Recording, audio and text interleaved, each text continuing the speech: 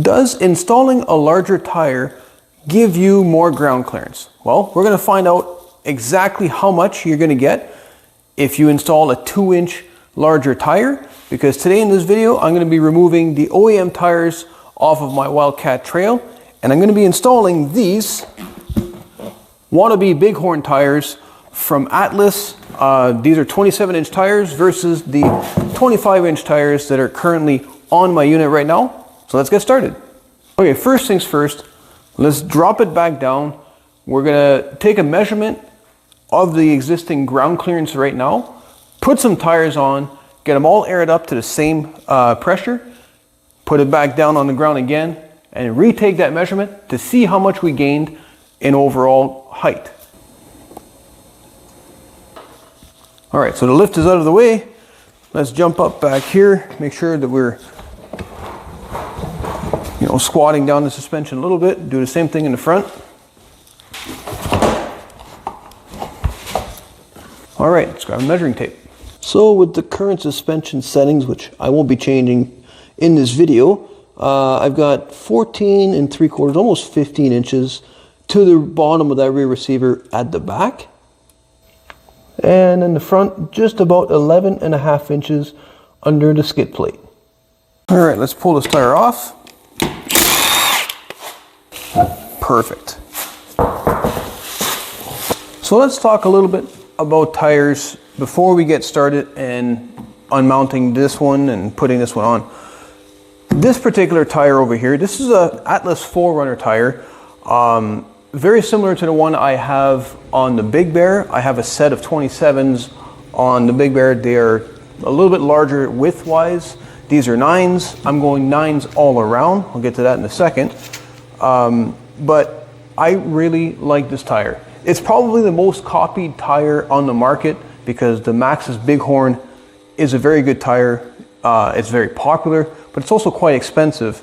So this, I think, is a pretty good replication of that. Not as good because it's not a radial. This is just a bias ply tire, so I'm not going to get that smoothness that you would normally get from a regular Bighorn. But just for fun, one thing I also did is I measured this tire as it is right now on the ground, and it doesn't exactly measure 27 inches. It measures closer to 26.25, 26.5. Keeping in mind, it's not mounted and it's not aired up. Something that's also interesting is with these tires, front and back, didn't matter, with these tires mounted and inflated, they don't measure 25 as they indicate over here on the sidewall. These actually measure closer to 24, like a full inch smaller. So these are supposed to be true to size, is what the sales guy told me. We're going to find out in a minute when we get them all mounted. But the reason I went, going back to the width, the reason I went 9 inches all the way around is because the Wildcat Trail does not have a whole bunch of room, if any at all, sidewall contact to the spring. It's very, very tight. I mean, this is a 10-inch tire. The other option I had was an 11-inch in the same size. I didn't go with larger rims. I stayed with the original 12-inch rim.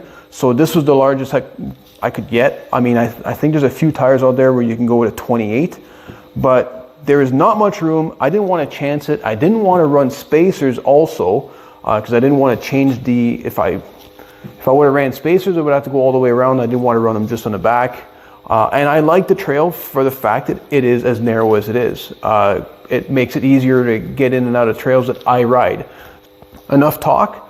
Let's get the air out of this tire and get it unmounted. Now, granted, this I don't have a tire machine here, so I am going to be barring off these tires individually if possible here in the shop. But this is going to be for entertainment purposes only because I don't recommend anybody trying to do what I'm going to do, because I'm going to use the lift to pop the beads. I'm going to probably use a lot of dish soap to try and help, make things slide on, because as a good tire guy told me once, the key to a good mount is lubrication. So anyways, let's get started.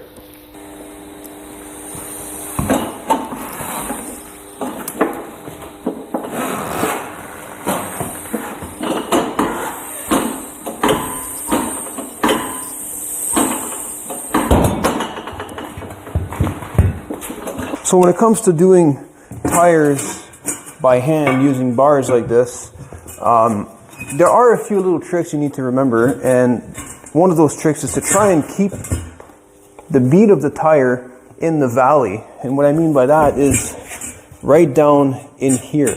You don't want to keep the tire up here because it makes it larger. You need to make the tire fit around the rim. So a nice long bar, if you can get one in there, you keep the tire over here. And small little bites, don't take too large at a time, because that makes it really difficult. And just work your way around the tire until you can get all of it off. Now the pros make this look easy, but in reality, there's a lot going on. So one side, like this side's out, that's the easy side. The other side in here, a little bit more work. So get a hold of the tire, pop it up like that, and then you got to get your other bar in there and just slowly go around. I don't have proper bars. There are tire bars designed to do this, and those make it a lot easier.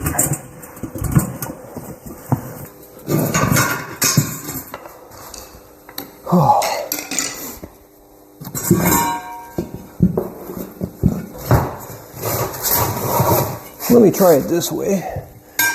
See if I can pop it out this way. Because the other way is not making it easy.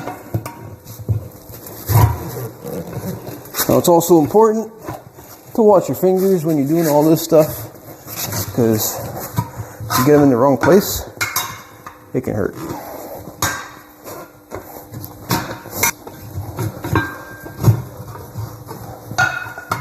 Now this is not something I do every day, but I managed to get this one off, so that's cool. Now I gotta get this one on. Now the great part about these tires is that they're not directional, so it doesn't matter which way I put them on. They're the same on either side, sidewall included, so there's no different look to the tire. But also, being that I got them all the same size all around, I can technically rotate them. I would have to pull them off the rim and put them on the other one and do this all over again. So I hope I don't have to do that very often. Anyways, now let's lube up this tire so that we can slip the rim in there. So I'm using just some dish soap here.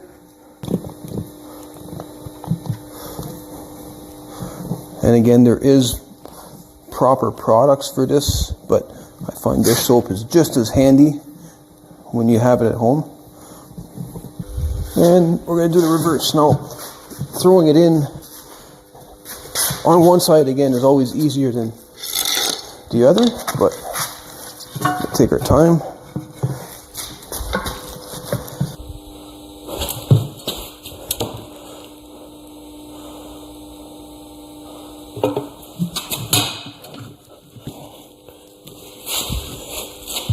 Oh, look at that. Oh. Well, I cut out a lot of that, I'm sure. That was a little bit more than I expected. So that's half. Now I get to put it on the other side. Maybe I might have to run over and use that tire machine. But then again, it's kind of a nice workout. It's good cardio, that's for sure.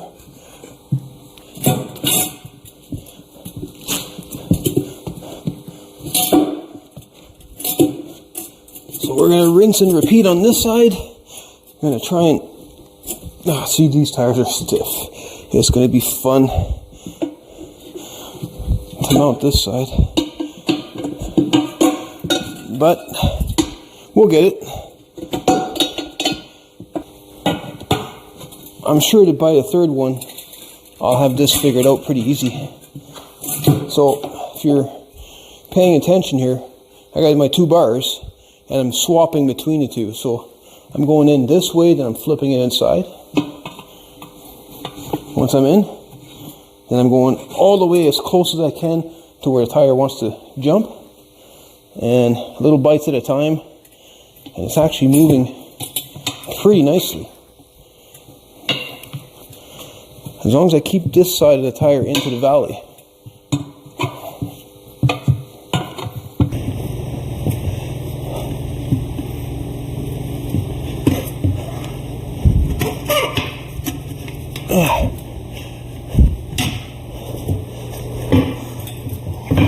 Is this the final one? Oh. Woo! Yeah! Exhilarating. Okay. She's on. But now we got a bit of an issue. We got this. So, there's a couple of ways to deal with that. And I'm hoping that I can deal with it in a safe way. Because I know what everybody's thinking out there. A little bit of ether and some flame, and that'll go pop. Yeah, I would, but I don't like using that method, so I'm going to show you what I'm going to do. We're going to use a good old ratchet strap method. So what I'm going to do here is I'm going to put the ratchet strap all around the tire like this, and I'm going to tighten it down. And the hopes, I mean, it works. It just sometimes doesn't always work the first time. But the hope here is that the tire is going to be forced to expand this way. So once you've got it in the center all the way around, just go ahead and ratchet that as much as you can. And already this side's looking much better. You might be able to get some air in there. And we're going to keep going to see how much we can do on the strap before it starts to run low. It's really important that the valve is inside. Right now, I might have to move it because it's not going to hold air. Or I can always do one of these and hope that it positions itself. And it didn't. So the other thing you have to be aware of when you do it this way is you have to hurry up and pull the ratchet strap off when the tire starts getting full of air. So you got to make sure it's ready like this so that you don't break your strap. I'm going to turn this over this way. We're going to try that one more time. And that looks pretty good. So let's get our air and see if it'll take some. Alright, compressor's going. Let's see what we can do. I can see where it's losing air, so we might have to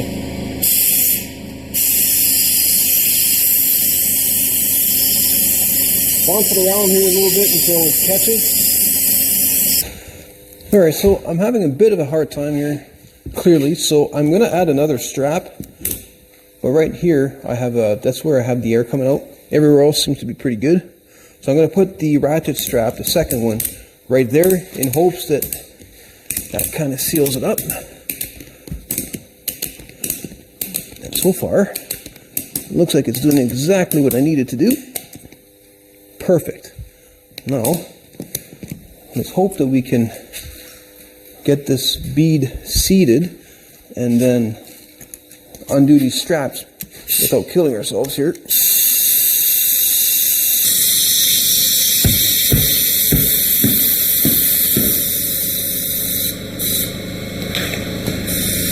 Oh, look at that, it looks like it's working. Okay, so let's get these off. There's one. Here's the other one. There we go. Hey, looks like we got air.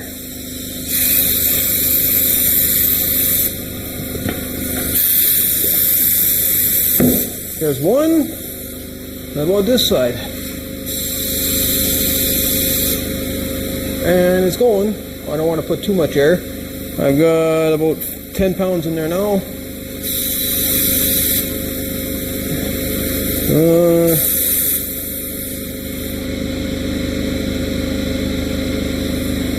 Maybe with a little help of the hammer here. There you go. She's popped. Both sides. That's awesome. So I removed the valve stem. So before I take that off, I'm going to give it a minute to take its shape, because I actually don't have my tool here. I just managed to take it off with a screw. A screwdriver. So a nice little flat one, got it all the way around. So that's good. So what I can do in the meantime is I'm going to spray it for leaks. So this is just soapy water. I'm just going to go around the bead and ensure that I have no water, or sorry, no bubbles coming out, which is good. Go around my valve stem. Looks good over here. I do the same thing on this side.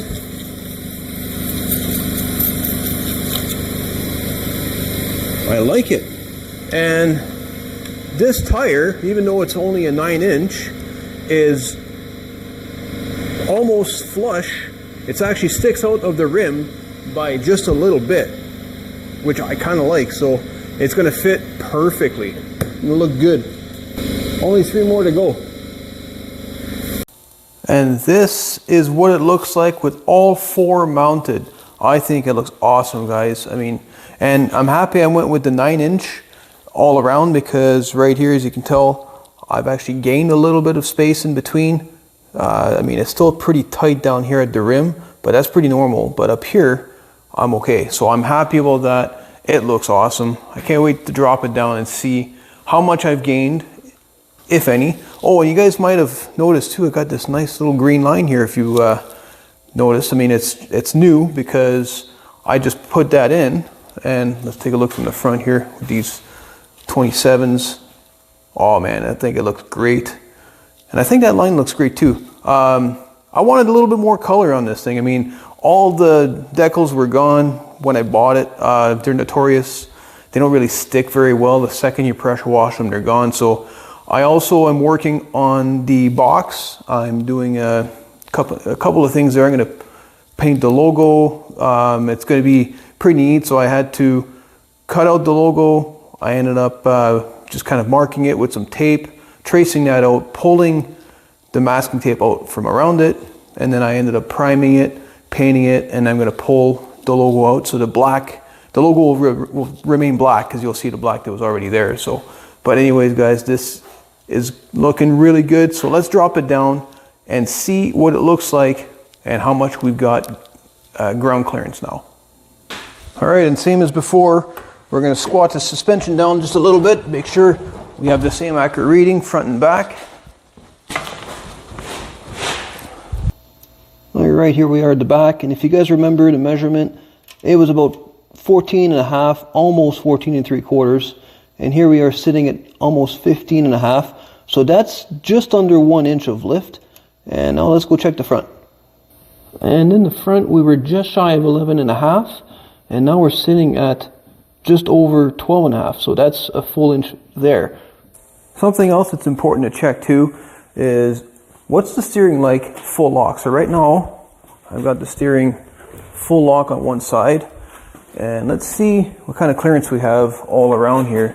And we have a bunch of clearance. Look, it's really, really nice. See if I can get the camera like this. Like, I mean, check that out. It's, you know, a long ways from touching the sway bar and everything else for that matter. I'm happy with that. Looks really good. And if we look at it on this side, again, lots of space from the center here. Yeah, I'm gonna call it really nice. So far, so good. I'm happy with the purchase I made and the decisions I made, because when you're buying tires, there's a few things that you have to consider. You got to consider, obviously, the height of the tire you want to purchase, and you also want to consider the width of the tire, which for me, I ended up going a little bit more narrow in the back to gain space between, the shock and the springs back here. But then I also, by doing so, I went 1 inch wider in the front. I knew already from the get-go that I was going to have enough room in the front for steering and for everything else for that matter. But then I'm going to call it at 1 inch of lift because, and it makes sense. When you think about a 2-inch diameter larger tire, you cut that in half, you're going to get 1 inch. So 1 inch overall with a nice set of tires, that's kind of a good gain. I didn't want to go too much bigger than that because then everything like your belt, your drive system, like your CV joints, everything else is going to take abuse, including, let's say, like even your engine mounts and stuff like that, right? So it's also more tire to spin, so you're going to lose on some performance, but I don't think I'm going to, feel too much of that in this machine. But for now, this is where the video is going to end. I want to thank you guys so much for watching, and I can't wait to hit the trails and show you guys what this is going to be capable of doing. But right now, in Northern Ontario, it's mid-March, and we still have way too much snow to take something like this out. But then, give it a few more weeks, that might change. So anyways, guys, thanks again for watching. Hope you enjoyed it. If you did, give me a thumbs up, and I will catch you all in the next video. Like, look at this, guys. This is crazy. This is my backyard. So how much snow is all that? Well, let's see here. It's about 2 feet.